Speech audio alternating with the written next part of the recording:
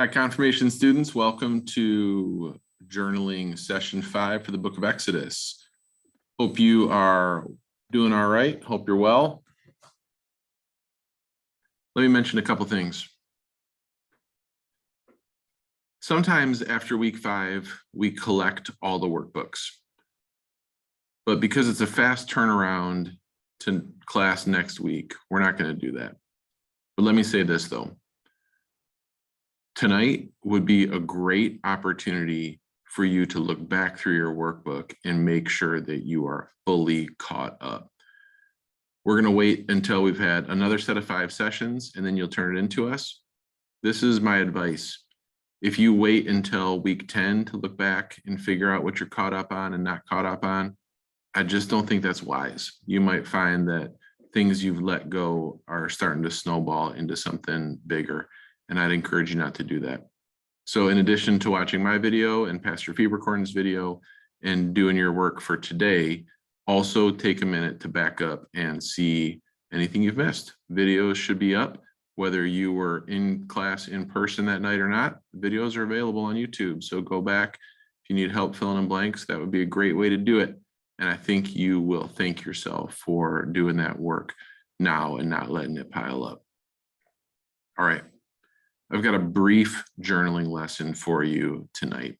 This might be the shortest lesson of all, both in terms of me talking and also in terms of you writing.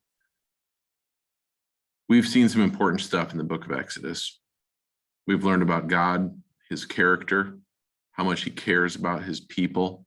We've seen the wondrous work of rescue that he did for the children, his children in the Old Testament, how he crushed Egypt and brought them out with a mighty hand. We've also seen some important stuff about how to see Jesus in the Old Testament, that when we look back and read about the Passover or read about sacrifices, all of a sudden we get a glimpse of what you and I know to be true in Jesus, that we are rescued by his blood. Tonight, I want to talk with you again about how we apply God's word to our lives. You see, you and I believe that the Bible is our holy book. It is everything that we know about God.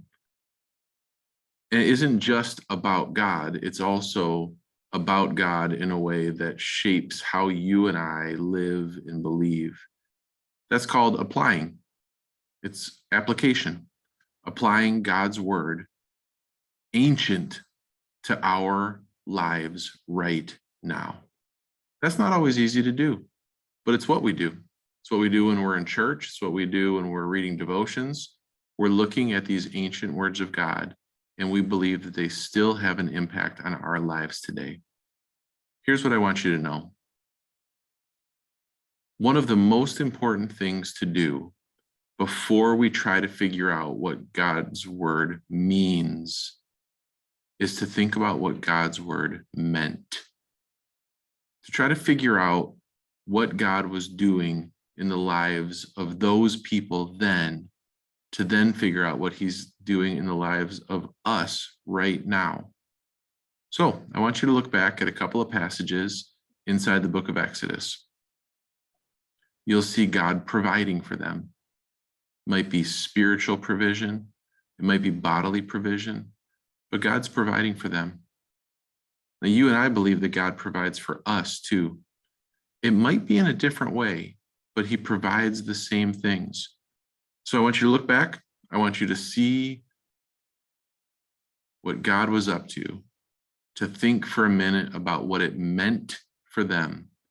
And then I want you to see how God provides those same things and what these words mean for you today. Like I said, hope you're doing great. Hope you're staying safe, staying healthy, and keeping up with your work. Thanks for clicking.